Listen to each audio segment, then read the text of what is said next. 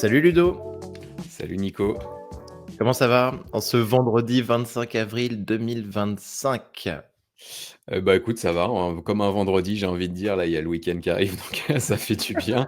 Il y a les ponts du mois de mai aussi qui vont arriver, qui vont faire du bien, donc grosso modo, ça roule. Ah mais carrément, écoute, je suis exactement comme toi, j'ai fait des formations à gauche, à droite, en Belgique, à Liège, à Dijon, j'ai fait le tour de la France là cette semaine. Franchement, je suis claqué, heu, en parallèle, nos outils n'arrêtent pas de nous sortir des nouveautés incroyables. On a eu les O3, les Genspark, c'en est difficile à suivre. On est dans le rouge, donc là, pouvoir être en week-end et bientôt avoir les ponts, ça va être un énorme plaisir. Mais là, avant ça, quel kiff de pouvoir faire un podcast énorme contre IA avec Ludo Salen, la star de YouTube sur l'IA générative. Ludo, 208 000 abonnés, un énorme travail. Des vidéos que moi je suis abonné, je vous conseille de vous abonner. Ludo, il a très souvent, je pense que tu es peut-être le premier en France à sortir un test sur les outils. Donc, ce que tu fais, c'est extraordinaire, c'est d'une très très grande qualité. Je crois que tu es basé, toi, Ludo, en Normandie, non? Ouais, je suis basé au Havre, dans une rue, enfin dans un bureau studio YouTube où il y a pas la fibre. Donc pour faire des vidéos, c'est pas toujours le plus simple, mais quoique ils viennent de mettre des fils là, c'est possible que je l'ai bientôt. Mais grosso modo, ouais, ouais, je suis basé en Normandie, pas très loin de Paris, mais en province. Nice. En tout cas, merci d'être ici, Ludo. Je suis vraiment trop content de te rencontrer. On va se régaler sur cet épisode. Je crois que c'est pas les sujets qui manquent. Je crois que tu même pas besoin de préparer grand-chose, entre guillemets. Moi non plus, donc allons-y. Alors, cher Ludo, donc déjà, l'IA générative depuis 2 ans, depuis ChatGPT, pour toi, c'est quoi? C'est un tourbillon? C'est une explosion? C'est beaucoup de travail? C'est de la passion? Ah, c'est un peu un mélange de tout. Alors après, une révolution, je vais te dire non, parce qu'en fait, moi, de l'IA générative, j'en fais depuis 7-8 ans maintenant, depuis 2000, ouais, 2018-2019, donc 6-7 ans. Ouais. Parce que l'IA Mais à quel générative, niveau? Avec quel comment? outil alors? Bah, Qu'est-ce que justement, c'est voilà, quoi c'est l'IA ça. générative à cette époque? Super. C'est pour ça, il y a beaucoup de personnes qui ont découvert l'IA générative avec ChatGPT, la sortie Bien fin sûr. 2022 de GPT 3.5 à l'époque, c'était la préhistoire de l'IA, parce que ça évolue vraiment très vite. Mais en fait, il y avait déjà des outils d'intelligence artificielle qui te permettaient d'automatiser, par exemple, des actions dans le marketing, dans la prospection commerciale, dans la gestion d'une boîte. Donc en fait, moi, vu que j'accompagne de base, mon activité de base, c'est la Ouais. transformation digitale des entreprises. Mmh. Bah, en fait, de l'IA, j'ai eu l'occasion d'en implémenter dans des boîtes bien avant ChatGPT. Et donc, Ouais. on utilisait déjà des IA génératives, des outils qui permettaient, par exemple, de créer avec l'IA des contenus pour LinkedIn. Il y avait Writer, notamment, qui existait à l'époque, RYTR. Je ne sais pas si ça existe encore, mais c'est un outil qu'on utilisait à Mmh. l'époque. Donc voilà, il y avait de l'IA dans les CRM déjà, des CRM type HubSpot par exemple, qui proposait déjà de l'IA, ou Pledzi qui proposait de l'IA dans ses workflows, dans ses emails marketing, etc. Bien sûr. Donc voilà, l'IA générative, moi je l'ai découvert un peu avant le grand public quand même de ce côté-là. Ouais. Et après, donc on peut dire que moi je ne l'ai pas perçu comme une révolution parce que j'attendais ce moment précisément pour dégainer les sujets de l'IA qui me passionnaient déjà.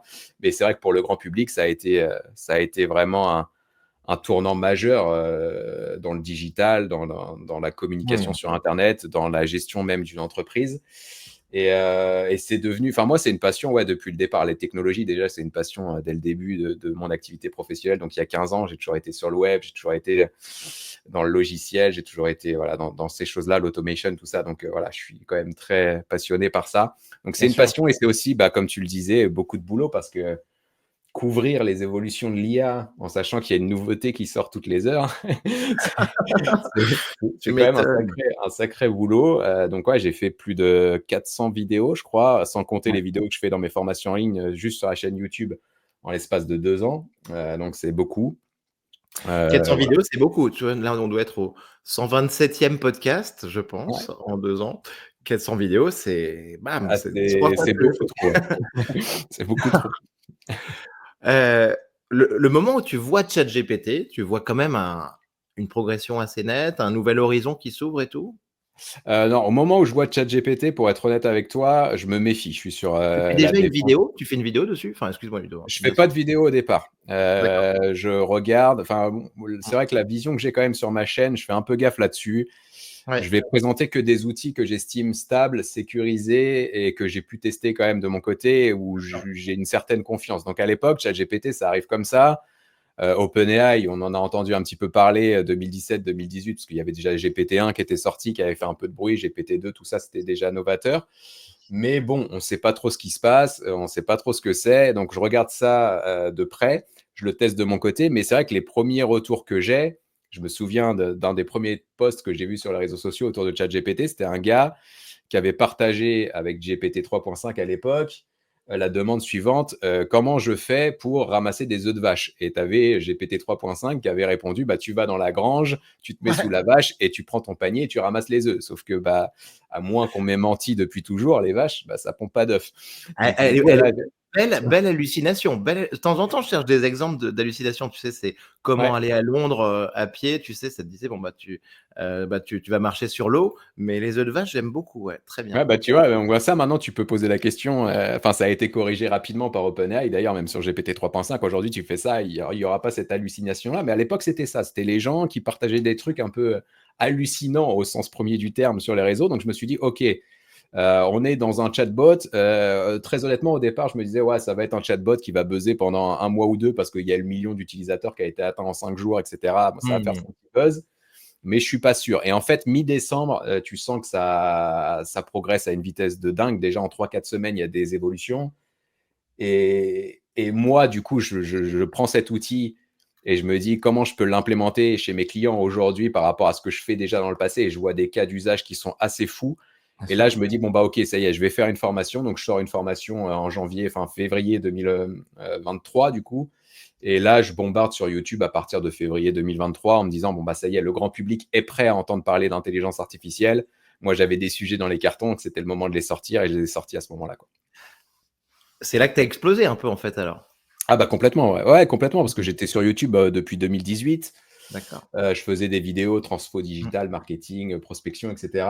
Mmh. Et l'IA, bah, effectivement, comme je suis passionné par ça, je me suis mis à faire des vidéos quasiment quotidiennement, 3, 4, 5, 6, 7 fois par semaine. Euh, ouais, Waouh! là, je suis vraiment parti fort au départ. Ouais, il y a des moments, je publiais cette vidéo, ouais, une vidéo tous les jours. Et Mmh. donc là, forcément, l'algorithme, il aime ça, hein. Tu lui donnes de la nourriture, donc il est content, donc il te met en avant, donc tu crois. Et à force, bah, voilà, c'était un rendez-vous quotidien que j'avais à 19h sur ma chaîne avec les abonnés. Donc c'est devenu une Excellent. habitude. Et puis moi, j'ai été pris au jeu, donc on a avancé comme ça. Magnifique. Merci Ludo de nous partager tout ça. Alors, question hyper importante, Ouais. cher Ludo. C'est vraiment ton set d'IA, ton petit sac à dos, ton petit cartable au Mmh. jour, et alors je te parle vraiment, à l'instant T, hein, 25 avril 2025, parce qu'on sait que Ouais. moi je switch, on met un nouvel outil ou un nouveau bouquin dans notre cartable, toutes les 2 semaines. Ouais. Aujourd'hui, l les outils que tu utilises le plus, c'est quoi? Dans ton Alors du quotidien? coup, bah, tu as bien raison de spécifier ça, Mmh. sur le fait que tu me poses la question aujourd'hui, parce que la réponse que je vais te donner là, ça aurait pas été la même la semaine dernière. Rien que là, en vrai, ça change vraiment, beaucoup. Ce qui change pas, c'est clairement l'outil que j'utilise le plus aujourd'hui, que ce soit chez moi, chez mes clients, pour Ouais. toutes les actions, vraiment pointues, professionnelles que j'ai à réaliser, j'utilise toujours ChatGPT. Parce que ChatGPT version plus version alors pro. moi j'ai version pro parce que, bah, du coup Ah en moi tant que aussi, moi aussi, moi aussi, j'allais voilà. dire, en tant que créateur de contenu, c'est important de pouvoir présenter un peu toutes les fonctionnalités en avant-première. Donc voilà, j'ai le pro. Moi, j'utilise ChatGPT, je sais pas, des dizaines de fois par jour. Donc avoir pro, c'est bien pour les limites de messages, et cetera. Maintenant, Ouais. ChatGPT+, la plupart du temps, va convenir à 99 des utilisateurs. Pro, c'est l'abonnement à 200 $, plus c'est à 20 $, donc il y a quand même un delta. Ça commence à être un certain budget, en effet, hein, Ouais. 200 Ah ouais, $. ouais, clairement, hein, les Heu, outils d'IA, waouh. c'est un sacré budget. J'avais Et fait une alors vidéo dans ton d'ailleurs. ChatGPT Pro, là, le modèle que tu utilises, parce qu'en fait, ça me Ouais, fait une sous-question, parce qu'en fait, maintenant, tu te rends compte quand même que tu peux choisir ouais, quasiment 10 modèles différents en ouais, haut à gauche. oui. Donc là, maintenant, moi, j'utilise O3 en ce moment, toi Oui. aussi? Ouais, du coup, c'est hyper intéressant ce que tu dis. C'est un sujet de vidéo sur lequel je bosse. Donc, Ah, peut-être que quand le podcast sera sorti, j'aurai sorti la vidéo aussi de mon d'accord. côté.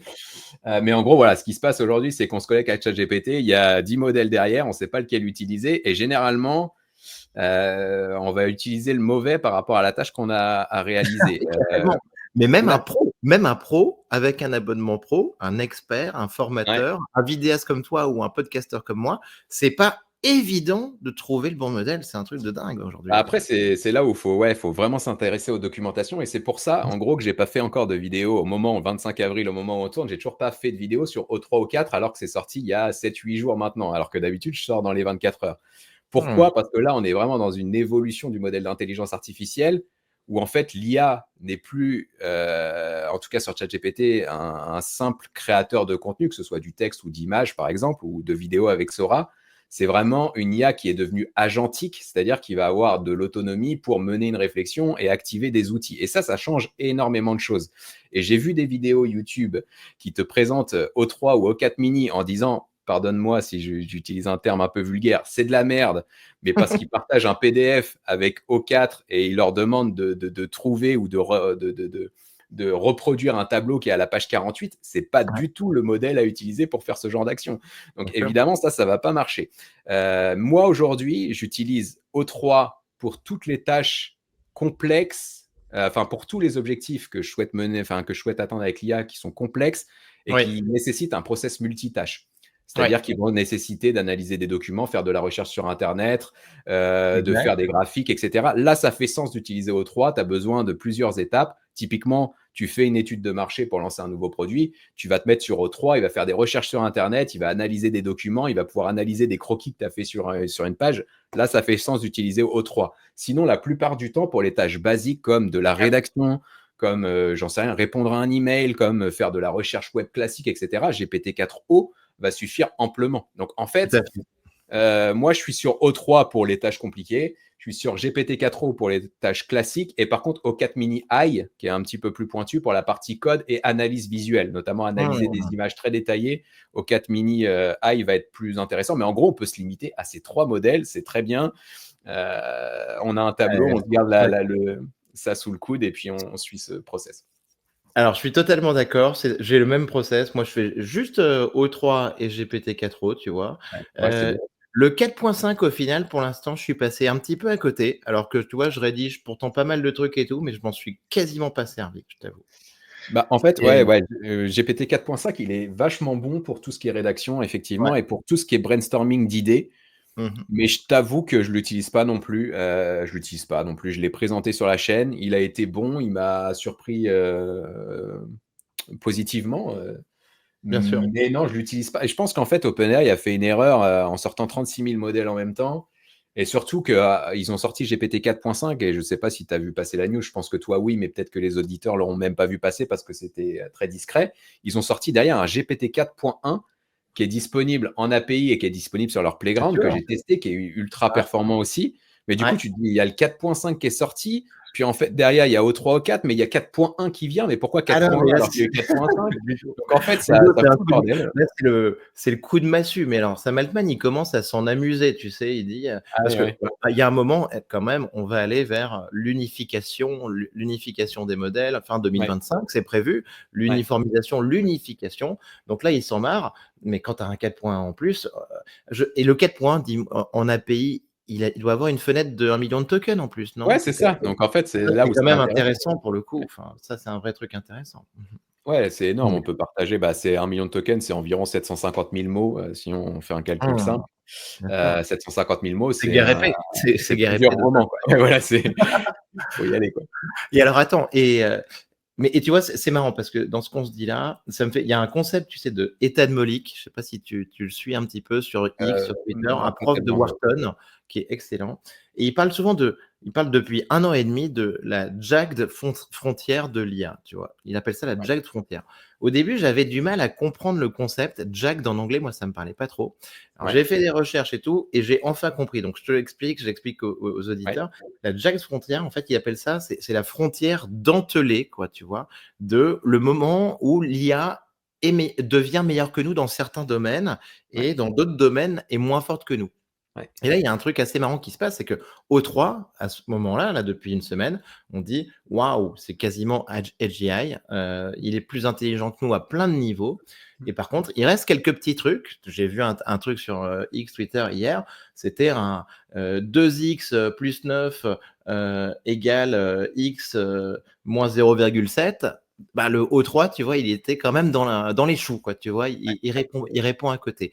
Et donc, en fait, tu vois, sur des trucs qui va être vraiment surhumains, des trucs de raisonnement incroyables. Je lui donne des comptes d'une société, il me fait une analyse, mais hallucinante. À Mmh. côté, une petite équation binaire comme ça, il est à côté. Tu vois, donc ça va être très intéressant de voir dans les mois qui viennent, là où l'IA nous dépasse à chaque fois, et là où ben, les domaines où elle est encore moins forte que nous, quoi. Et je pense que là, l'unification va régler justement ce problème-là. Parce que là, ce que tu Ouais, décris, par exemple, pour l'équation en question, utiliser O3 pour ça fait pas sens. Enfin, tu mmh, utilises un GPT-4o ou tu vas utiliser, à la bien limite, sûr. un O4 mini, ça va suffire et c'est possible que la réponse soit meilleure. O4 mini, ça a été prouvé aussi dans les tests, Ouais, va être meilleur sur justement les petites actions que O3 ouais. parce que, il est pensé pour ça. O3, c'est vraiment pensé pour les tâches, enfin pour des multitâches en fait. Donc si tu l'utilises Agentique, pour un truc, agentique, ah, c'est d'accord. vraiment agentique, etc. Et donc là, c'est ça, Mmh. en fait, les utilisateurs, ils s'en foutent. Enfin, en fait, ce qui se passe, et euh, ça me choque, en fait, je trouve, enfin, les gens qui sont blasés par l'IA, tu leur montres un O3, tu as des gens qui vont être capables de te dire non, c'est de la merde parce qu'il ne sait pas faire tel truc. Ouais, Et en fait, on va se focaliser sur le seul truc que l'IA ne sait pas faire, sans voir tout ce qu'il est capable de faire aujourd'hui et qu'on n'aurait jamais imaginé possible il y a encore un an. Alors qu'en fait, nous, en tant qu'humains, on est très mauvais dans plein de trucs. Tu vois, l'équation que tu donnais tout à l'heure, il y a peut-être, j'en sais rien, 50% des gens qui ne sauront même pas la résoudre, tu vois. bien Et, sûr. et au final, nous, on est, en tant qu'humains, c'est logique, notre cerveau, il est comme ça. Il y a des milliers, voire des millions de tâches qu'on ne sait pas faire. L'IA, aujourd'hui, ça se compte pas sur les doigts d'une main parce que j'exagérerais, mais en fait, enfin, les tâches que l'IA ne sait pas faire aujourd'hui, c'est quand même très restreint. Et pour moi, tu vois, c'est un sujet aujourd'hui. Est-ce que O3, c'est l'AGI? C'est une bonne ébauche de l'AGI, quoi. Quand tu prends la définition de l'intelligence artificielle générale, est-ce qu'il sait raisonner? Oui. Est-ce qu'il sait mener des actions de manière autonome? Oui. Le seul truc qu'il ne sait pas faire aujourd'hui, parce qu'on ne l'a pas mis dans un robot, c'est se déplacer dans l'espace et prendre des objets et les mettre ailleurs, quoi, tu vois. Mais ça, si tu mettais O3 dans un robot d'Elon Musk, là, je ne sais pas quoi, Bien il sûr, n'y aurait aucun problème, en fait. Enfin, donc, en fait, oui, évidemment. Est-ce qu'il on sait n'y est pas. décomposer un problème? Oui, tu as raison. Mais non, non, mais c'est assez incroyable et cette attitude en effet de se dire: «Tiens, il y a ça qui va pas ou je suis encore meilleur que l'IA là-dessus». Il y a une espèce de comportement humain, psychologique, tu sais, à se rassurer, à trouver la faille, alors que tu peux partir de l'autre côté, mais on le fait pas par réflexe et te dire: «Waouh, c'est incroyable ce que ça fait et ça et ce que ça fait pas là, ça va le régler, tu vois, d'ici quelques mois, quoi». Ouais, clairement. Ludo, d'autres, donc ChatGPT, socle, on est Oui, d'accord, oui, donc standard aujourd'hui. oui. Est-ce que tu as un autre outil un peu à nous conseiller, un petit usage secret? Heu, Ouais, alors moi, enfin, j'utilise ChatGPT pour le gros de mon taf. mmh, Après, il y a plein d'outils que j'adore, mais les outils, soyons aussi très transparents, que je vais utiliser vraiment quotidiennement et que je vais pas utiliser que pour faire des démos ou que pour faire ouais, une tâche spécifique de temps en temps. Il y en a pas 40 000 non plus. Un outil que j'adore énormément, il y a deux outils du côté de chez Google que j'utilise beaucoup. C'est ouais. Notebook LM. Notebook Mmh. LM, c'est un outil qui est intéressant parce qu'en fait, ça va te permettre de partager des ressources avec l'IA et d'interroger l'IA uniquement sur ces ressources-là. Donc, tu vas pas avoir tous les biais de recherche, d'entraînement de contenu, etc.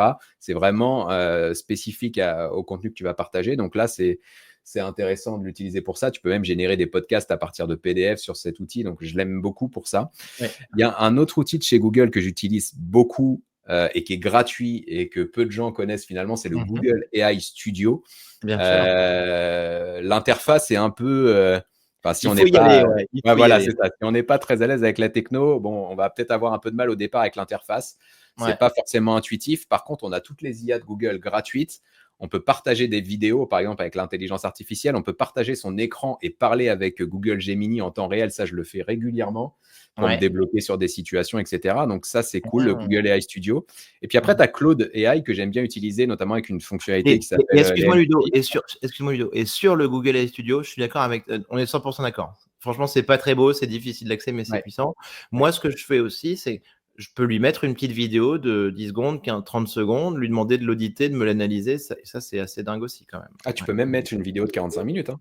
Ah, tu l'as fait? Ouais? OK. Ah ouais, je l'ai fait, je l'ai même fait en Ouais. vidéo, en tuto, et cetera. Moi, il y a Ah! des fois, je mets des vidéos YouTube dedans et je lui dis: «Donne-moi ton avis sur cette vidéo» et je mets une vidéo complète, hein. Ah, j'avais jamais à chaque fois ça se bloquait, moi j'étais pas allé à 45 minutes. OK, excellent. Bah, tu vois, c'est fantastique, on pourra mettre cette vidéo dedans, lui Ah bah demander oui, et avoir un résumé. un petit retour, un honest feedback, mais en tout cas, pour l'instant, on s'éclate. Et alors Claude, excuse-moi, je t'ai coupé. Ouais, non et du coup, j'utilise aussi Claude parce qu'il y a une fonctionnalité intéressante, enfin plutôt une technologie intéressante, qui est utilisable via Claude qui s'appelle les MCP, Oui, oui, qui bien vont sûr. Ah bah, je ouais, voulais y venir, magnifique, ouais, les c'est cool. MCP. Excellent. Et du coup, ouais, c'est intéressant parce que ça permet d'ajouter des fonctionnalités, avancées à l'intelligence artificielle. Par exemple, avec Claude, tu vas pouvoir connecter un MCP WhatsApp pour envoyer des vocaux, avec l'intelligence artificielle. Tu vas pouvoir, utiliser un MCP pour passer des appels. Moi, par exemple, j'ai fait ça. J'ai cloné ma voix avec une IA qui s'appelle Eleven Labs. J'ai utilisé un MCP développé par Eleven Labs que j'ai connecté à Claude qui me permet de passer des appels sur n'importe quel numéro de téléphone avec ma voix pour commander une pizza, pour réserver une table au restaurant, pour prospecter un client, par exemple. Donc ça, j'utilise ça. Attends, mais ça, c'est extraordinaire. Mais attends, mais prenons le temps là sur ces Ah bah exemples-là. vas-y, je t'en prie, ouais. Donc, alors vas-y, moi j'en ai quelques autres aussi à partager, mais que tu dois avoir. Donc, je suis content Ouais, parce qu'on a à peu près les mêmes. Donc, le fait d'avoir les mêmes tools que toi, je me dis, on se trompe pas trop. ouais. Et alors moi, Eleven Labs, j'ai toujours des soucis parce que je sais pas pourquoi, tu vois, avec mon français, de temps en temps, il prend l'accent québécois, il bute et tout. Il me clone pas bien, Eleven Labs, depuis 2 ans. Alors, j'y retourne régulièrement. Toi, tu as pas de soucis là-dessus? Ouais, alors après, ça va dépendre de ton abonnement. Sur Eleven Labs, tu as Ouais, différents niveaux d'abonnement. Moi, j'ai le plus haut, ouais, qui permet en fait, en gros, il y a une fonctionnalité qui te permet de cloner ta voix en HD. ouais, Et du coup, ta voix, tu vas la cloner, tu peux partager jusqu'à 3 heures d'audio. C'est vraiment la recommandation d'Eleven Labs. Ils ont quasiment besoin d'accord. de 3 heures d'audio pour pouvoir bien cloner ta voix. Ça va prendre 24 heures pour qu'ils te la clonent, donc ça va prendre du temps. Je pense qu'il y a pas mal de puissance de calcul derrière. Mais du coup, si tu utilises cette fonctionnalité-là, moi, la voix que j'ai sur Eleven Labs, et ça se verra bientôt sur YouTube parce que je vais faire des Ouais. trucs avec mon clone, la voix que j'ai sur Eleven Labs, c'est la même que celle que j'ai là, tu vois. Enfin, Alors, c'est c'est quoi, ça fait j'ai jamais eu la patience d'aller sur cet abonnement pro et de faire les 3 heures dont tu parles, et ouais, donc mais on me l'avait déjà recommandé, donc je vais ouais, corriger ça. Donc attends, donc ça, c'est extraordinaire. Donc ce mmh, modèle, ce MCP, modèle contexte protocole, qui est un petit ouais, peu, bah, une API, hein, pour, ouais, les modèles d'IA générative, pour leur donner très facilement accès à tout ça. mmh mh, Alors moi, le premier que j'ai testé, je me suis éclaté sur Blender. Tu vois, j'ai OK. jamais su faire de la 3D. Hem, je donne une image d'un appartement, d'une maison, d'une île, d'un personnage, d'une figurine. Je lui dis: «Vas-y, fais-moi ça en 3D». Je sais même pas faire un cube dans Blender. Il me le fait. Ça, c'est fou. Tu as essayé Blender? Ouais, non, j'ai pas essayé Blender, j'en ai essayé Ah d'autres, mais et depuis 2 jours, j'ai branché moi sur Gmail, Google Calendar, ouais, Google ah bah, Drive. c'est excellent ça, ouais. Et ça marche bien, hein. Ah ouais, Claude ouais, pour bah, ouais, ouais, parler à Gmail, ça, enfin, c'est de fou. c'est ouais, un MCP Gmail, ça va vous permettre, de demander à l'IA d'envoyer un email pour vous, de rédiger un email, de consulter vos emails et d'y répondre. Enfin, c'est vraiment un gain de temps assez fou. Après, pour ça, Ouais, j'utilise plutôt, N8N ouais. encore, OK. qui est vraiment bien. Il y a une fonctionnalité agent IA qui est très puissante là-dessus et ça fonctionne mieux, enfin, il y a plus de fluidité, je trouve. Mais c'est vrai OK. que le MCP Gmail sur Claude, déjà pour mettre les mains un petit peu dans tout ce qui est agent IA, parce que c'est un peu la continuité finalement, c'est pas mal, Mmh. hein. Ah, attends, et derrière, tu vois, petit tip, hein, moi je demande sur une semaine qui sont un petit peu surbookées en ce moment, je dis depuis 2025, fais-moi, tu vois, un dashboard analytique de, toutes mes réunions, tous mes emails, tu vois, pour voir mon niveau d'activité. Est-ce que j'ai bien bossé? Est-ce que je dois faire une pause? Est-ce qu'il y a des sujets? Nin. Et là, il me sort le nombre de réunions, Ah ma oui. vie perso, ma vie pro, tout ça, tu vois, avec des graphes et tout, et c'est Ah, c'est phénoménal. excellent. Ah ouais, mais c'est génial. Ouais, ouais, carrément, Et carrément. attends, et tu as d'autres MCP ou pas là que sous la main? Non, bah, je te dis, les derniers que j'ai utilisés, c'est Ouais. ceux avec Eleven Labs pour, Mmh, connecter, alors d'accord, notamment WhatsApp c'est top. à Claude, qui me permet de Ouais. faire des vocaux et puis de passer des appels. Ouais, c'est les Donc, et là, tu te retrouves, et donc attends, mais je vais me le brancher ce week-end celui-là, ce qui veut dire que je vais devoir me faire mon clone enfin, propre, ouais. vocal, et donc là, typiquement, hein, tu chattes avec Claude Ouais. et tu peux envoyer ensuite n'importe quel message vocal, faire un appel et tout ça, quoi, c'est ça, hein? Exactement, ouais. Ouais, et en plus, ça marche, pour le coup, ça marche plus, en vocal WhatsApp. C'est vrai que la voix, Eleven Mmh. Labs clonée, tu vas devoir passer par un agent et tout. C'est vrai que sur Claude, il y a un petit accent, tu vois, que tu vas pas retrouver justement sur Eleven Labs. Ça marche un tout petit peu moins bien pour les appels téléphoniques. Par contre, Ouais. pour les vocaux, c'est vraiment ta voix, tu reçois enfin, tu envoies le vocal à qui tu veux. Ça, c'est quand même impressionnant. Ah là là, incroyable. Alors, cher Ludo, je me rends compte que notre épisode, il est quand même, tu vois, quand on met des passionnés comme toi et moi ensemble, en tout cas, on fait un épisode qui devient évidemment technique, ça va vite, Ouais, donc je veux qu'on donne le temps à nos fidèles auditeurs de respirer. Donc ouais. repartons un tout petit peu sur un sujet un peu plus large pour se Allez. détendre et ensuite après on reviendra sur, d'autres outils où je sais que tu as plein de choses à nous partager parce que ça nous passionne et en vrai, je suis sûr que tu pourrais les deviner.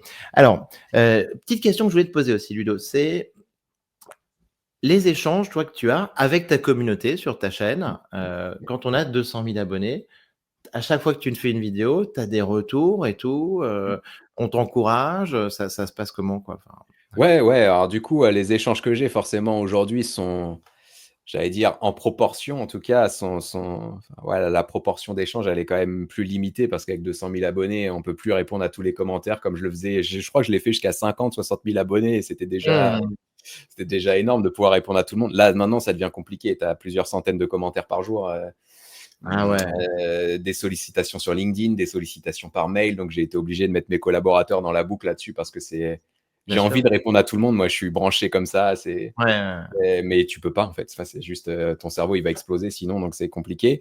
Par Il y a contre, il y ouais, en a que tu il y en a que tu connais, qui sont des potes et tout ça? t'as des gens en fait, t'as des gens qui me suivent vraiment depuis le départ, alors Mmh. qui sont devenus, ouais, des personnes que, je reconnais dans les lives, avec qui on va échanger des emails et cetera. Donc ouais, ouais, il y a vraiment des liens qui se créent, et ouais, il y a des personnes qui sont là depuis le départ, qui mettent des commentaires à chaque vidéo et là forcément, c'est, bah, merci à eux d'ailleurs s'ils tombent sur ce Bien podcast sûr. parce que Mmh mh. c'est vraiment motivant pour une chaîne de dire: «Bon, bah, il y a des gens qui sont là depuis le début, qui attendent chacune des vidéos, qui les regardent de A à Z». Pourtant, je fais des vidéos de 40-45 minutes parfois, donc faut vraiment Ouais et j'en fais partie Ludo, j'en eh fais ben, partie. ouais, bah, merci beaucoup Nico pour ça. Donc voilà, il y a ces échanges-là. Après moi, ce que j'aime beaucoup et ça, c'est vrai que ça arrive fréquemment, enfin, c'est quotidien et c'est vraiment ce qui fait que j'ai pas abandonné YouTube, je pense, depuis toutes ces années parce que YouTube, ça c'est quand même beaucoup de pression et beaucoup de taf. C'est les Mmh. gens qui vont me dire: «Ouais, j'ai regardé telle vidéo, je te suis depuis 6 mois» ou «Je te suis, j'ai regardé tel truc et regarde ce que j'ai fait». Et donc tu as des gens Mmh. qui vont me dire: «Putain, le chiffre d'affaires», pardonne-moi pour la vulgarité, «le chiffre d'affaires, il a explosé dans ma boîte grâce à toi parce que j'ai mis ça en place. Ouais. Tiens, j'ai trouvé un boulot dans telle boîte, que j'aurais jamais pu avoir si j'avais pas suivi ta chaîne». Tout ça, c'est exceptionnel quoi, d'avoir des retours d'expérience comme ça, Ah là c'est là, motivation max. mais là-dessus, Ludo, je te rejoins. J'ai un auditeur qui s'appelle, Nicolas aussi et ça me permet de lui faire une dédicace. Écoute, il est dans une activité, il travaille dans les voitures, les berlines Mmh. et tu vois, il a tout écouté. Il me demande, il veut enfin, on va déjeuner ensemble bientôt, on va se faire une super bouffe, il veut des formations. Mais écoute, il a fait un site internet sur pour présenter son activité, ses voitures et tout, avec tous les outils qu'on connaît, les Bolt, Eleven Labs qu'il a branché dessus. Euh, tout ce qu'il a fait, c'est incroyable sur son activité, sur son business, juste à partir, tu vois, en effet, bah, des technologies dont on parle dans le podcast, et c'est phénoménal, c'est Ouais, phénoménal. c'est Et c'est ça, bien. en tant que créateur de contenu, t'as raison de le dire, il y a rien qui fait plus plaisir, quoi. Enfin, c'est sûr. Ah bah, c'est ouais, c'est la motivation. Je pense que tu es comme moi là-dessus, c'est vraiment la motivation. Tu te lèves le matin pour te dire, «Je vais partager du concret et je vais aider une personne au moins parmi tous ceux qui regarderont la vidéo à faire quelque chose» et heu Mmh. et ça, Mmh. ouais, d'avoir les témoignages, Ah ouais. vraiment de points de bénéfices que les gens peuvent tirer de contenu que toi tu fais comme ça, sans aucune prétention, c'est cool. Ah ouais, donc écoute, génial. Ben bravo, bravo par rapport à ça, Ludo, c'est vraiment trop cool. Alors revenons un petit peu sur nos sujets aussi. Donc, comment est-ce que tu as entendu parler du vibe coding? Mmh mh. Hem, Qu'est-ce que tu en penses? Est-ce que tu penses qu'on va avoir une espèce de vibe économie qui arrive? Donc vibe coding, hein, un concept qui a été popularisé il y a à peu près, 1 mois et demi, hein, rien n'est très vieux dans l'IA générative aujourd'hui, par, Andrew Karpathy, un développeur légendaire, un scientifique aussi de Tesla, puis OpenAI. Et il dit: «Bon, bah, maintenant les modèles sont tellement puissants qu'on peut créer une application, un jeu, juste en langage naturel avec les modèles dont on a parlé», ce qui nous fait du vibe coding. C'est une tendance de fond. Est-ce que toi, tu vois ça arriver? Est-ce que tu penses que ça va se développer? Est-ce que tu es un vibe codeur? Ouais, ah bah, complètement. Alors, en plus, je suis pas codeur de métier moi, Moi donc moi non le plus. vibe coding pour moi, c'est ça me permet de faire des choses que je pouvais pas faire il y a même, j'allais dire, il y a 6 mois, quoi. Enfin, développer des applications. Il y a Bolt qui a commencé un petit peu Bien sûr. à démocratiser ça il y a quelques mois, donc on a commencé un peu à voir la tendance et le vibe coding, c'est génial parce qu'en fait, aujourd'hui, on va plutôt se focaliser sur l'expérience utilisateur, sur l'outil qu'on veut, plutôt que sur la technologie à utiliser. Et c'est l'IA qui va faire ses choix à notre place, c'est l'IA qui va nous Mmh. guider en tout cas. Donc pour l'instant, les développeurs qui vont nous écouter vont nous dire oui, le vibe coding c'est super, mais il faut repasser derrière, il faut corriger des choses, il faut déboguer, etc. Maintenant, si on utilise plusieurs IA pour se soutenir, pour corriger les problèmes et tout, en vrai, aujourd'hui, enfin moi en tout cas, après je suis à l'aise avec la Mmh. technologie, donc je suis pas développeur, mais j'ai quand même quelques bases de ce côté-là. Mais Bien sûr. moi, qui n'aurais pas pu faire ça il y a encore 6 mois, je peux développer une application, la mettre en ligne et même la vendre aujourd'hui avec ces outils-là, sans les connaissances de certains devs. Donc après, il ne faut pas non plus vendre trop de magie aux gens parce que moi, je vois des fois, je fais des vidéos sur Bolt ou Manus ou des Ouais. vidéos comme ça qui permettent de créer des applications. O3, par exemple, va te permettre de le faire, au 4 mini AI aussi. Et je vois aussi beaucoup de gens qui pensent qu'on peut avoir l'application et la mettre en ligne facilement sans aucune connaissance et aller jusqu'au bout du process. Il faut quand même un minimum de connaissances aujourd'hui pour héberger la techno, pour avoir la base de données derrière, etc. Il faut quand même un minimum de connaissances. Donc pour l'instant, on n'en est pas encore au full dev pour une personne qui aurait aucune connaissance sur ça. Mais d'ici, je crois que je ne sais plus qui a dit ça. C'est pas Sam Mmh. Altman, mais ça doit être une grosse Ouais. personnalité quand même de l'IA qui a dit, enfin dans tous les cas, je crois que c'est peut-être le mec de Claude, d'Anthropic, Dario, ouais. Mmh. ouais, Ouais. qui a dit que, bah, d'ici fin 2025, les développeurs, c'était terminé en fait. Parce qu'on allait pouvoir Mmh. tout faire de A à Z avec l'intelligence artificielle. On verra s'il avait raison ou pas. Mais en Bien tout cas, sûr. ouais, c'est une super enfin, aujourd'hui, ce qui est cool et on dit que l'IA va tuer la créativité, je pense que c'est tout le contraire. C'est qu'aujourd'hui, l'IA permet d'exprimer sa créativité sans aucune limite, sans aucune barrière, puisque les connaissances, l'IA, pour mettre en place les choses, les a. Donc, c'est génial. Je suis totalement aligné. Petit chiffre que j'ai quand même qui je trouve qui est incroyable par rapport à ça, c'est le Y Combinator. L'incubateur, tu sais d'où Oui. viennent, Stripe, Airbnb. Sur Mmh. le dernier batch, la promotion du Y Combinator de Winter 2024, hiver Mmh mh. 2024, 80 des startups construisent un business sur un LLM, Mmh. mais plus par rapport au vibe coding dont on parle. Mmh. 25 des startups ont 95 de leur code qui est généré par l'IA. Donc c'est un truc de malade. Ah Ça carrément. veut dire ça veut dire et pourtant c'est tous les types qui sont dans ces startups et les jeunes femmes qui y sont aussi, sont éminemment techos, technophiles et seraient Mmh. capables de faire n'importe quelle application en codant ligne par ligne. Mais simplement, en faisant ça, ils vont 10 fois plus vite, Ah bah, c'est clair. ils ont un go to market qui est immédiat, quoi, quasiment immédiat. Tu c'est incroyable. Et on dit souvent le Y Combinator a 6 mois d'avance sur le marché, quoi, tu vois? Enfin, Oui, ah bah, oui, un c'est peu clair. le cœur du réacteur. Et Mmh. donc, bah, dans 6 mois, ben, tu vois, on en arrive à ce que tu dis sur, fin 2025. C'est Ouais, un truc fin de fou. d'année, ouais, bah, c'est cohérent et après, moi, ça me fait penser un peu, alors à toute proportion gardée parce que c'est pas le même niveau d'évolution, mais ça me fait penser à l'arrivée des CMS, pour les sites internet, dans les années 2000 où on a commencé à voir WordPress et cetera. Où les devs étaient là: «Non mais WordPress, on touchera jamais à ça, parce que c'est pas bon et cetera». Sauf qu'aujourd'hui, bah, 80 des sites internet tournent sous WordPress parce que c'est ce que veut le marché et Mmh. il y a des devs maintenant qui sont développés dans WordPress et cetera et aujourd'hui, clairement, le vibe coding, ça va être une tendance. Donc Mmh. après, les devs qui veulent rester, j'allais dire employables et compétitifs vont devoir forcément intégrer l'intelligence artificielle dans leur métier et on le voit, les meilleurs devs aujourd'hui utilisent l'IA pour gagner du temps, gagner en confort et voilà. Enfin là, c'est pas une mode en fait, c'est vraiment une révolution. L'IA va coder pour nous et le fait déjà finalement. Tu l'as dit il y a un instant, je pense qu'il faut jamais oublier ça et c'est bien de le présenter en disant: «Les meilleurs devs utilisent l'IA». Je pense que c'est se dire aussi, on oublie on n'est pas sur le bouton magique, tu vois? Genre, j'ai une idée comme ça, bon ben boum, j'ai une application que je vais pouvoir vendre à un client, je vais créer le futur WhatsApp en un clic. En vrai, quand même, travailler avec l'IA sur un domaine d'expertise qu'on soit développeur justement, si on est développeur, on sait à peu près comment fonctionne un site, ce que ça veut dire une arborescence, notion de d'UX et tout ça. Ouais. Là, on utilise ces outils pour créer un site. Ben, on va pouvoir aller très loin, faire quelques petites modifs, quelques ajustements. On Mmh. veut créer une pub avec avec Sora ou avec Runway. Bah, je suis réalisateur publicitaire, je vais pouvoir faire un truc qui va être assez incroyable par rapport à quelqu'un qui saura juste générer 3 minutes, 3 secondes de vidéo, quoi. Donc c'est important d'appliquer ce vibe coding justement à notre domaine d'expertise, quoi. Ouais, mais ça, c'est marrant. Tu me parles de ça. J'ai un exemple. Tu parlais tout à l'heure de la communauté, quels échanges j'avais avec la Ouais. communauté.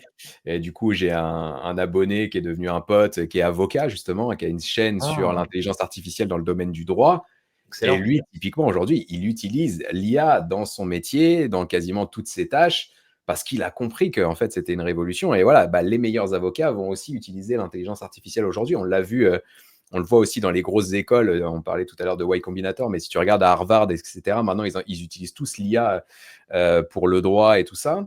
Je crois que ça y est, il y a eu un jugement, je crois que c'était hier ou avant-hier. J'ai pas encore regardé la news avec attention, mais j'ai cru voir qu'il y avait une décision de justice qui avait été prise en collaboration avec l'intelligence artificielle aux États-Unis. Donc ça, c'est pareil, ça va arriver. Et donc, voilà, juste pour dire que si on a une compétence pointue, bah, n'ayons pas peur de se faire remplacer par l'intelligence artificielle, mais utilisons l'IA pour exprimer encore plus notre potentiel, parce que c'est ça, là, l'opportunité, elle est énorme. Dans tous les secteurs, justement, exactement. Chacun, les gens doivent profiter de ces opportunités, utiliser Ouais, l'IA à fond, et là, ils peuvent prendre des places sur le marché, mais des trucs extraordinaires.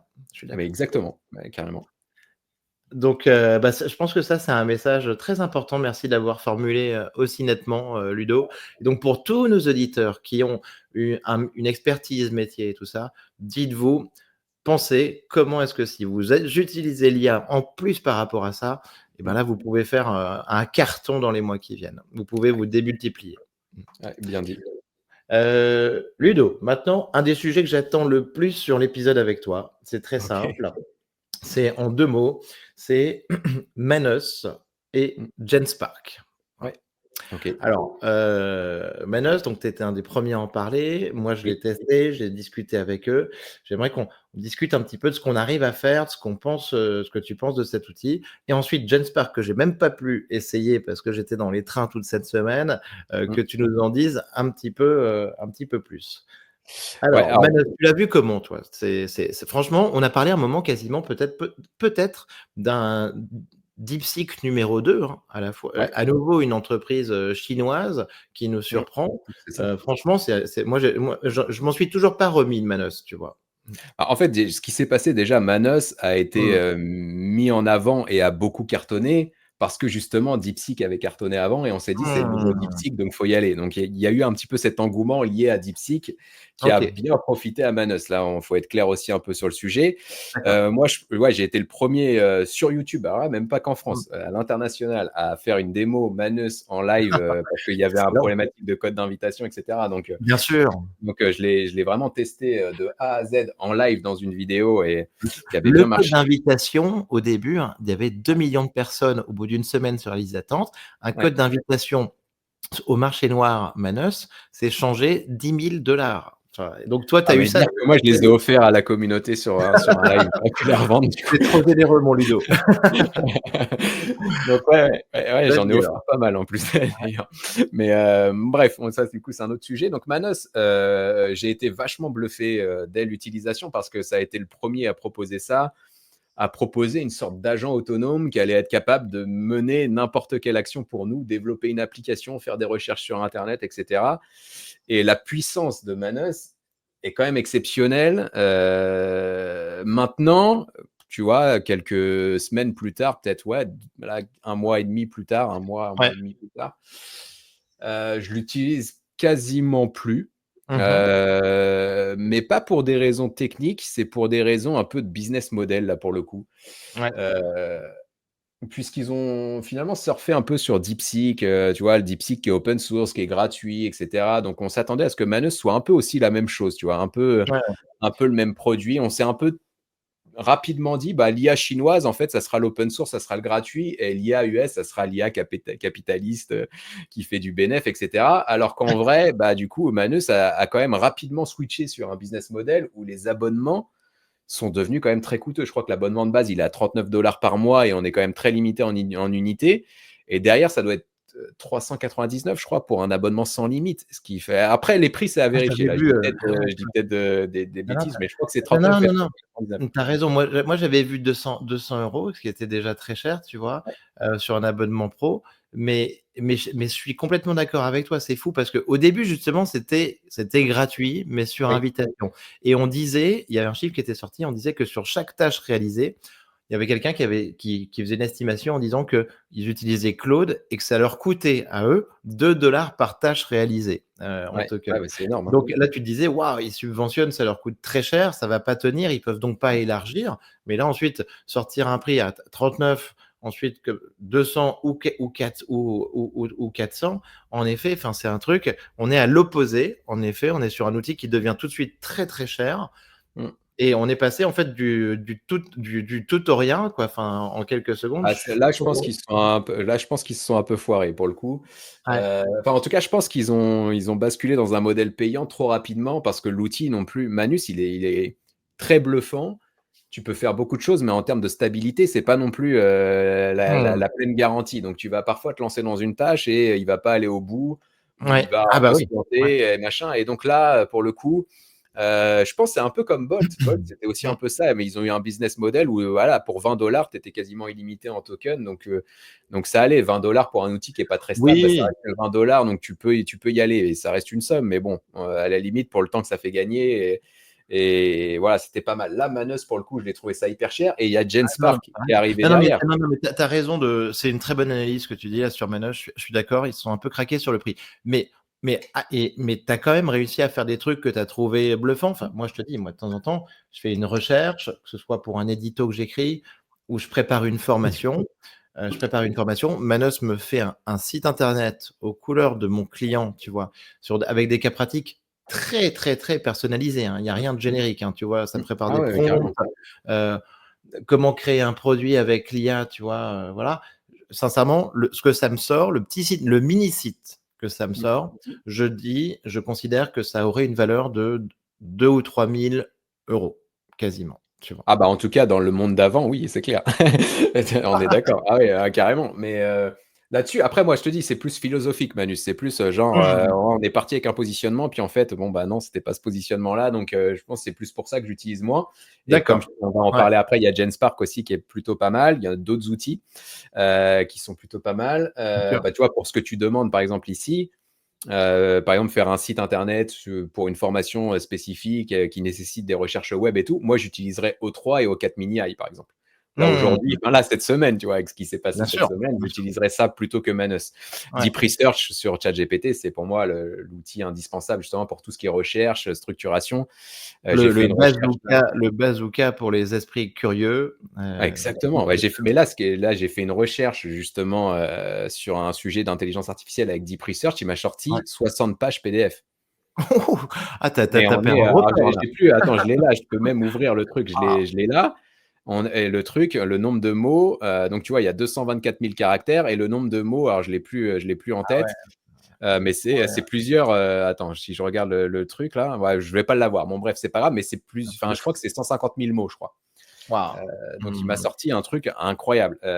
Ça, Maneuse va pas le faire à ce point-là, mais c'est vrai que enfin, après, c'est ce que je disais tout à l'heure. Enfin, Maneuse, c'est un outil juste incroyable par rapport à ce qu'on pouvait faire il y a 6 mois. Enfin, il y a un moment donné, il Tu vois? faut. Et pour moi, il y a Manos, il y a un côté, tu vois, qui est bluffant et qui est dans tous les cas. Moi, j'ai vu que derrière, ils avaient des papiers de recherche sur, tu sais, la décomposition d'un problème en Ouais. sous-problèmes, sous Ouais. le fait d'avoir un agent maître qui va piloter des sous-agents. Et Mmh. là-dessus, en fait, il y a vraiment de la recherche, des papiers hyper pointus, sur Manos qui leur permettent d'arriver là. Et Oui. certainement, je pense que leur approche va aussi inspirer OpenAI, Eh ben, Anthropic mais dans les en années fait, qui viennent. Hein. c'est ça qui va se passer. C'est que Manos, aujourd'hui, il est OpenAI, il est Google, etc. Ils ont vu le truc et ils vont dégainer forcément une alternative dans les semaines ou mois à venir. C'est quasiment certain. Aujourd'hui, quand tu vois ChatGPT Operator qui permet de naviguer sur Internet, que tu vois Deep Research qui te permet de faire des recherches et que tu vois O3 maintenant qui a une approche agentique, tu combines les trois et je pense que c'est ça l'unification dont parle Sam Altman. Toutes Tu les arrives briques sur un sont là. Manos, en Toutes fait. les briques sont là, Ludo. T'as raison, bien sûr. Ah ouais, c'est clair. Tu arrives sur Mm. un Manos qui sera ultra puissant et c'est sûr qu'OpenAI sortira son Manos comme Google sortira le sien. Et comme on disait, il y a Genspark aussi qui est Alors, sorti. raconte-nous Genspark. Donc, j'ai vu une petite vidéo de démo. J'ai un pote, mon ami San, qui me dit: je suis tombé de ma chaise. Ouais. Euh, qu'est-ce que tu en as pensé? C'est des Américains, non Alors aussi? non, alors du coup, c'est pas des Américains, c'est trois, je crois, Ah, trois Chinois qui viennent d'Alibaba, si je dis pas de bêtises. d'accord. Je sais pas. Par contre, qui sont basés à San Francisco. Donc, Ah, d'accord. ouais, C'est pour ça que je dis. D'accord. Ok, et les super. investisseurs sont américains et Singapouriens. Si je sais pas si on dit comme ça, tu pourras me corriger Ouais, si ouais, c'est. ouais, c'est ça. Et, Voilà, donc les investisseurs, c'est ça. et alors, Derrière. Genspark, donc tu l'essayes et tout. Fais-nous un peu ton feedback. Alors moi, du Il y coup, a des en fait, trucs que au ça te départ, propose en plus que Manos? alors moi, du coup, quand je découvre Genspark, je le teste un peu. Je me dis, ouais, c'est pas Ouais. mal. Mais je le vois plutôt comme un chat GPT, en fait. Je me dis, bon, bah, c'est un chat GPT un peu plus complet parce que tu peux faire de la vidéo.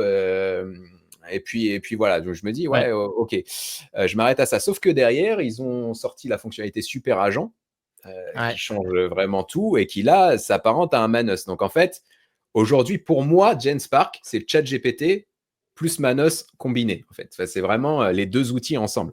Et Ah, pour un abonnement qui est, je crois, alors là, je crois que c'est 30 $. 30 $ par ouais. mois ou 20, on s'y perd toujours avec les abonnements, j'en ai tellement, c'est entre 20 et 30 $. C'est soit 20, je crois que c'est 30 $. Ouais, ouais, ouais. Faut simplifier. Moi, je dis, bon, c'est 20 balles, quoi. Tu vois, Ouais, voilà, c'est 20 balles avec la TVA. exact. C'est ça. Euh, et du coup, là, ça change tout parce que tu as effectivement un agent autonome qui est moins coûteux que Manos. En termes de tokens, tu es quand même mieux fourni aussi. Et ce qui est cool, c'est que sur la même interface, Il utilise un modèle en particulier ou ouais, là, il faudrait que je me replonge sur le dossier. Ça fait D'accord. trois Ouais. semaines que j'ai pu Ouais, ouais, creuser ouais. vraiment la techno là derrière. J'ai pas envie de dire de Ouais. bêtises non plus. Il y a Mais plusieurs il doit IA. utiliser certainement un LLM, OK. Plusieurs IA derrière. Ah, Enfin, il y a plus. En fait, non, attends, parce que ou voilà, ça y est, je reconnecte le fil et tout. J'étais parti en vacances entre deux, donc il faut que je reconnecte. bien Sur sûr. Genspark, ce qu'il y a de bien d'ailleurs, c'est une des forces pour répondre à ta question, qui s'appelle Mixture of Agents.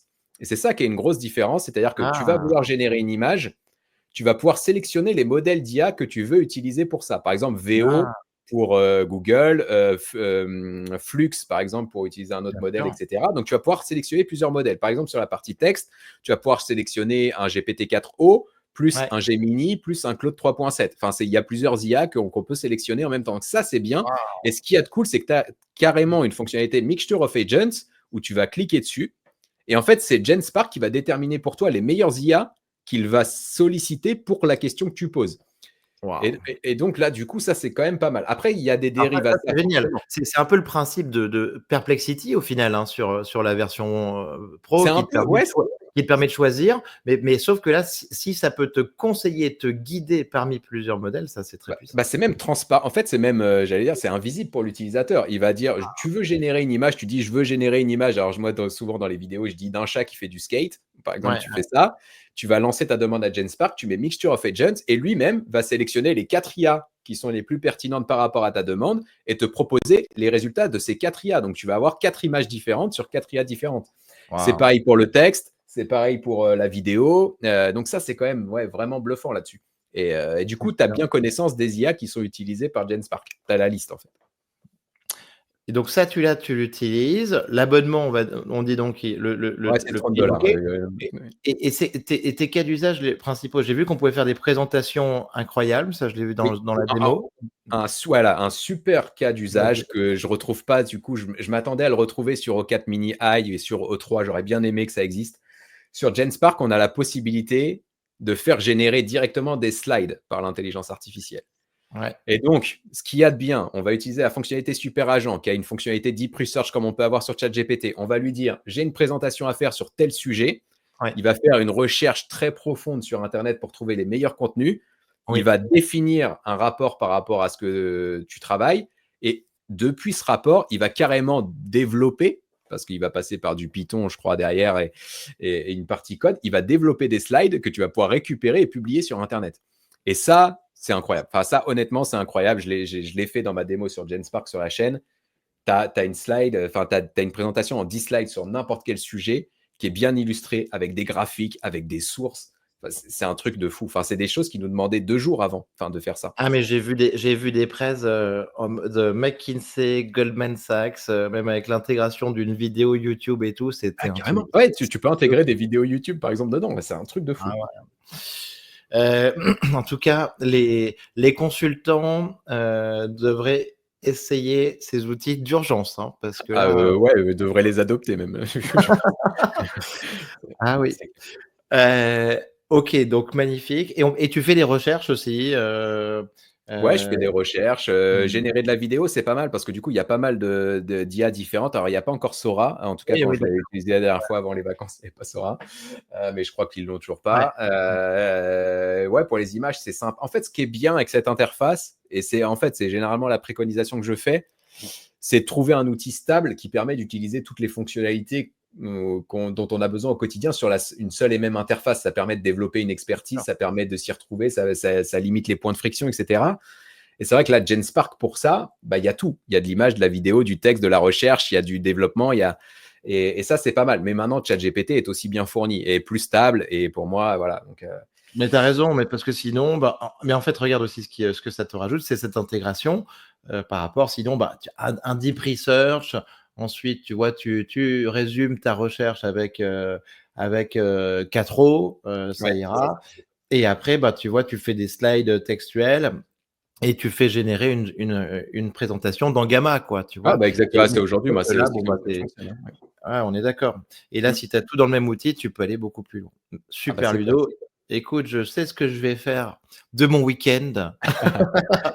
Merci, tu m'as encore, bon, en tout cas, on va bien s'amuser. Ludo, ta vision un petit peu sur, et je sens que tu as un regard aiguisé là-dessus aussi, sur un peu les plaques tectoniques de l'IA, États-Unis, Chine, Mm. Europe. Comment Mm. tu vois ça? Qui a de l'avance? Comment ça se passe d'après toi? Comment tu sens ce marché-là? Mmh. Ouais, ça c'est un sujet qui m'intéresse vachement Ouais. ça, enfin, et c'est dommage parce que j'ai fait une vidéo qui dure 1 heure sur la chaîne, qui parle Mmh. des enjeux géopolitiques liés à l'intelligence artificielle, qui Mmh a mh. pas marché pour le coup, qui a dû faire 10 000 vues, tu vois? C'est Ah bah, et c'est écoute, on va en reparler.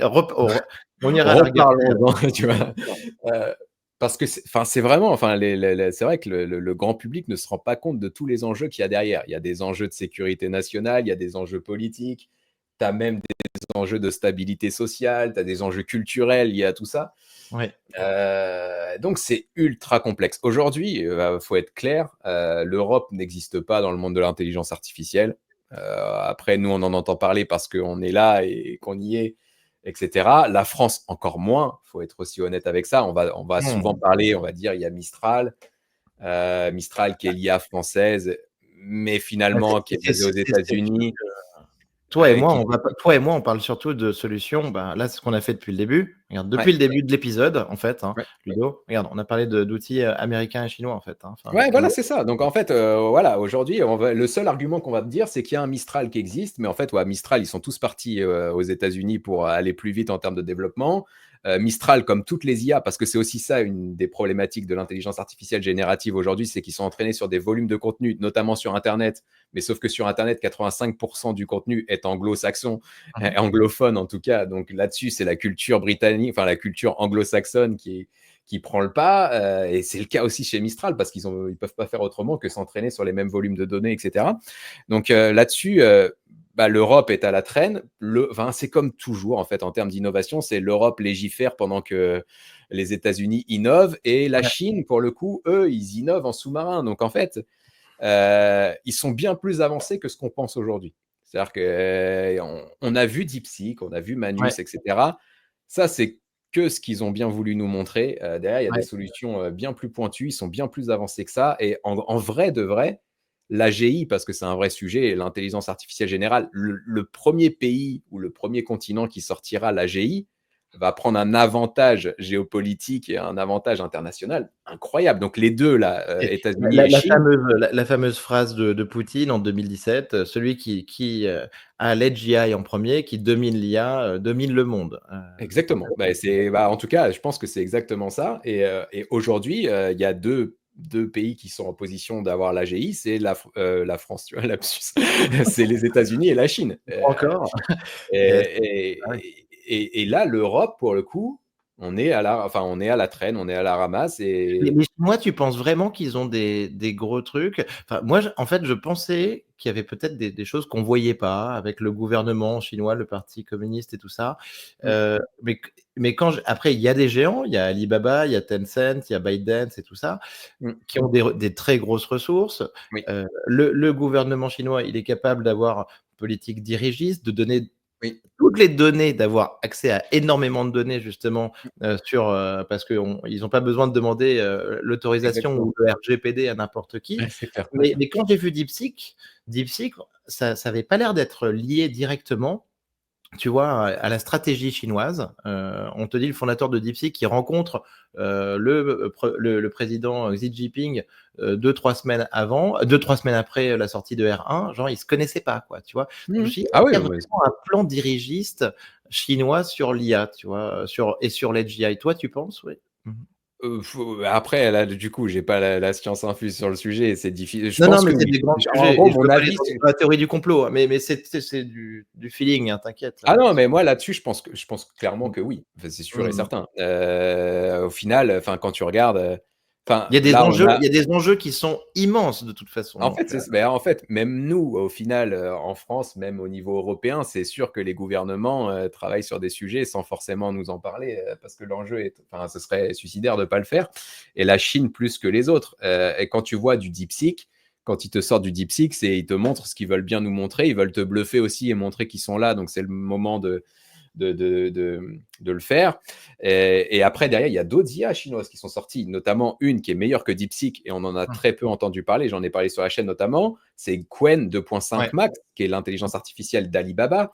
Alibaba, aujourd'hui, c'est un des grands groupes, des plus grands groupes du monde, et c'est une puissance à lui tout seul, ce groupe, et ils ont leur IA, elle est incroyable. Un Qwen 2.5 Max, ça vaut largement un GPT-4o aujourd'hui. Enfin, il y a pas photo là-dessus. Donc, ils sont bien avancés. Et c'est les deux qui sont, enfin voilà, les États-Unis et Chine qui sont à donf. Enfin, pour moi, aujourd'hui, et c'était là un petit peu la thématique de ma vidéo sur la géopolitique, on est vraiment dans une guerre froide de l'IA Mmh. avec les États-Unis, avec la Chine d'un côté. Et on le voit même dans les décisions à l'époque qui ont été prises par Biden de réduire les importations de puces Bien sûr. chinoises, etc., de mettre des taxes sur les produits chinois, de même virer TikTok aux États-Unis, etc. Tout ça, TikTok, c'est toutes lié les à l'intelligence interdictions en artificielle. effet, ben, sur le fait que les Chinois aient les dernières puces Nvidia, en effet, tous ces C'est ça. blocages.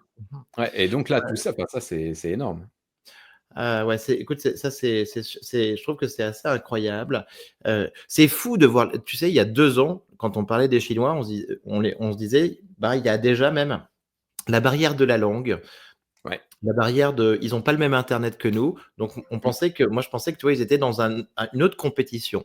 Et en fait, aujourd'hui, ben, tu vois les sites qui sortent, quand mm. tu regardes Manus pour le coup, alors on est OK sur le business model, mais tu regardes Manus, là je suis dessus, la version française de Manus, écoute, elle est parfaite. Tu as Ah pas bah une clairement. erreur, un caractère chinois. Mm, Auj le Tu te dis en fait c'est dingue, l'IA générative est une espèce de pierre de Rosette quoi, tu vois? Qui permet, de tout traduire quoi. Enfin c'est mm. à la perf et de faire rentrer les Chinois dans cette compétition mondiale quoi. Enfin c'est Ah fou. mais là où en plus où la Chine est Mmh. très bonne, pardon, et c'est vrai que c'est là pour le coup c'est pareil, il y a des antécédents historiques, c'est que la Chine aime bien aussi copier ce qui se fait de mieux à Sûr, l'étranger, et donc sûr. là du coup ils mettent leur puissance de calcul, ils mettent leur modèle d'intelligence artificielle dans des machines qui sont des répliques parfaites d'un chat GPT. Tu vas sur GenSpark aujourd'hui, GenSpark, t'enlèves juste le milieu de l'interface, tu peux te dire que tu es sur ChatGPT, c'est le même gris foncé, le même gris clair, là, c'est exactement les mêmes couleurs. Là, pour le coup,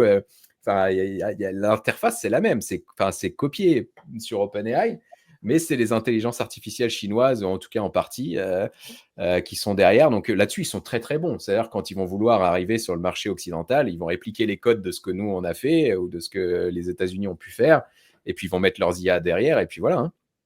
Ah ouais. Ludo, la question traditionnelle un petit peu, ta timeline pour AGI, Ouais. donc on en a déjà parlé, est-ce que tu considères qu'on... C'est quoi ta vision? Est-ce qu'on y est? Est-ce qu'il y a une date clé? Est-ce qu'on va y arriver dans quelques années? Qu'est-ce que tu en penses? Après, la problématique avec les GI, c'est que tu as autant de définitions, je pense qu'il y a d'experts en IA, tu vois. Bien sûr. Et du coup, pour moi, on y est là. On est au tout début, avec O3 notamment. On y est. Après, C'est marrant même toi de pouvoir te poser la question à ce moment précis, tu vois, une Ah semaine bah, après. ouais, parce que il y a une semaine, tu vois, je t'aurais dit, c'est peut-être dans 2 ans, tu vois. Donc au final, ça va hyper vite. Je pense qu'on est à un baby AGI, là, Ouais, d'accord. avec O3, parce que l'AGI, c'est quoi? C'est une intelligence artificielle autonome qui est capable de faire ce qu'un humain peut faire. Et Ouais. aujourd'hui, c'est la vérité. O3 peut réfléchir comme nous, peut analyser une image comme nous, peut décomposer un problème, peut définir un process, peut mener un process, peut tout faire aujourd'hui. Avec moins d'erreurs qu'un humain en plus. En vérité, oui, il y a des choses qu'il ne sait pas faire, des équations comme on a pu le voir tout à l'heure, mais en vérité, sur les millions de tâches qui existent, l'IA fait mieux que nous dans la plupart. Ça, c'est vrai avec les benchmarks, on le voit dans le droit, on le voit dans le marketing, on le voit dans le code, on le voit. Enfin là, tu vois, O3 par exemple est meilleur en Hello, est meilleur que, enfin, est dans le top 200 des développeurs du monde. Bien sûr. Donc ça veut dire que derrière, il y a 99,9% des devs qui sont en dessous O3. Donc là-dessus, pour moi, la définition voilà, basique de l'AGI, on y est. Après, l'AGI, comme les gens l'entendent, un peu, j'allais dire, ça aurait été de la science-fiction il y a 5 ans encore. Ouais. L'AGI où tu aurais une intelligence artificielle qui prendrait le contrôle du monde et qui serait meilleure que nous et qui ferait, qui innoverait à notre place parce que nous, on n'aurait plus le cerveau suffisant pour le faire. Je pense que ça, c'est 2027-2028. Et c'est lié Ce qu'on commence à appeler, hein, même si c'est encore plein de définitions différentes, super intelligence, quoi, en fait. Ouais, ou la singularité aussi. Oui, oui. Tu peux Ouais, appeler ouais. ça. Mmh. Mais voilà, c'est ça. Ça serait la super intelligence artificielle. Et c'est un peu le projet Stargate qui est aux États-Unis. On parlait d'ailleurs de la bataille entre les États-Unis et la Chine. Quand Trump est arrivé, il a été clair là-dessus. Ils ont foutu 500 milliards d'investissements pour le projet Stargate, notamment d'OpenAI, qui serait un super data center qui permettrait de développer l'AGI logiquement d'ici 2027-2028. Donc là, je pense qu'on est. Voilà, je pense d'ici après, voilà, c'est hyper difficile de prédire. Moi, je dirais 2027-2028, mais en même temps, on sait aussi par expérience dans l'histoire, on l'a vu, que le progrès techno et le progrès technique a toujours été limité par des mouvements sociaux, par des réglementations, etc., et que c'est possible que ça joue Bien sûr, là-dessus. bien sûr, Euh, Ludo. donc voilà. L'adoption. Mais écoute, je suis tout à fait d'accord avec toi. Quel truc quelle chose extraordinaire de vivre ces moments-là, en tout cas, qui Carrément. sont un tournant pour l'humanité. Je Ouais. pense qu'on peut dire ça. En tout cas, c'est ce Ah que je ouais, c'est considère. sûr. Quelle chance de vivre ça. J'espère, par rapport à ce que tu disais, que en France, en Europe, au sein du gouvernement ou dans certaines entités, il y a des personnes qui travaillent sur des scénarios AGI, tu vois, pour se Mm. dire comment serait le monde dans ce cadre-là avec l'intelligence artificielle générale, qu'est-ce qu'il faut anticiper, comment voir la société. Je pense Mm. que ça va être très important. Ah mais j'espère que ça existe. Bah après, j'imagine que le gouvernement, que ce soit en France ou en Europe, a pris mesure de tout ça, ne serait-ce que quand Sam Altman a intervenu devant le Congrès aux États-Unis, tu vois. C'était Bien déjà sûr. c'était il y a 1 an et demi peut-être. Enfin, ça commence à dater dans le monde de l'IA. Ouais, Et ouais, ouais. voilà, il était sur vraiment les enjeux d'une intelligence artificielle générale et tout ça. Enfin, il l'évoquait déjà au Congrès. Donc, ouais, j'espère que ça bosse. Maintenant, je pense que voilà, comme c'est des enjeux géopolitiques, il y a aussi des enjeux de sécurité nationale derrière. Je pense que c'est normal qu'on n'ait pas de communication là-dessus. Bien, bien sûr. Ludo, dernière question. Est-ce que tu as Ouais. un bouquin ou un film de science-fiction à nous recommander? Oui, bah justement, tiens, on parlait de guerre froide entre les États-Unis et la Chine, et on parlait de bataille entre les États-Unis et la Chine pour l'AGI. Il y a un roman qui est bien là-dessus, qui est juste à côté. Il faudrait que je le retrouve. J'espère que je ne vais pas me tromper dans le titre, mais je crois que ça s'appelle Immortel. Ouais, Et justement, l'histoire, je t'enverrai plus d'infos comme ça, si tu veux mettre le lien dans la description bien du sûr. podcast, tu pourras. Ce livre-là, justement, c'est une guerre entre la Chine et les États-Unis pour l'AGI. Et en fait, il y a la Chine qui va créer l'AGI avant les États-Unis. Et du coup, l'AGI va devenir autonome et va attaquer les États-Unis pour pas qu'il y ait d'autres AGI. Et voilà, c'est de la Mmh. science-fiction. Mais très honnêtement, tu lis le truc et c'est vrai que l'auteur est reconnu pour ça. J'ai plus son nom en tête, je t'enverrai Mmh. ça. Il est Ouais. reconnu justement pour faire des recherches très pointues sur des sujets pour faire les scénarios les plus réalistes possibles. Quand tu lis le livre, et je l'ai lu avant ChatGPT, tout ça, tu le lis, là, les personnes qui vont le lire aujourd'hui vont se dire, mais en vrai, ça peut arriver dans 5 ans. Et c'est le scénario du pire qui fait flipper. Ah bah, Mais bien sûr, mais on les voit ces scénarios, Ludo, avec, Taïwan, dans la ouais, géopolitique, les tensions US-Chine et tout ça, enfin ouais. c'est sûr, c'est sûr. Ça fait froid Mais dans ce le dos. livre est vachement bien. Magnifique. Ludo, on est à 1h05. On Ouais, a tu parles bien. quel épisode? On s'est pas ennuyé, dis donc. Je pense que c'est une mine d'informations. J'espère que nos auditeurs vont pouvoir digérer ça un petit peu avec les week-ends, les jours fériés, les ponts, tout ça. En tout cas, Ouais, cher Ludo, mille merci d'avoir accepté de faire cette vidéo. J'encourage tout le monde à aller s'abonner à ta chaîne. Donc merci. Ludo Salen, chaîne extraordinaire sur l'IA générative. Bravo Ludo, tu es méga renseigné, tu es à la pointe. C'est un plaisir de pouvoir discuter avec un spécialiste comme toi. Merci pour ta sympathie, ta fraîcheur aussi, pour le travail colossal que tu fais. Et merci Merci. d'être venu donc sur Comptoiria, cher Ludo. Bah, merci à toi, c'était un plaisir.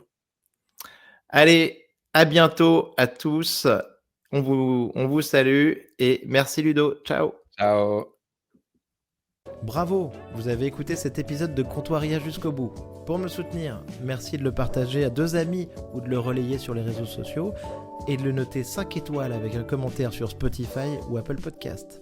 Pour finir, si vous voulez échanger sur l'IA générative et ses applications, contactez-moi directement sur LinkedIn ou venez simplement au meet-up mensuel Comptoiria. À bientôt!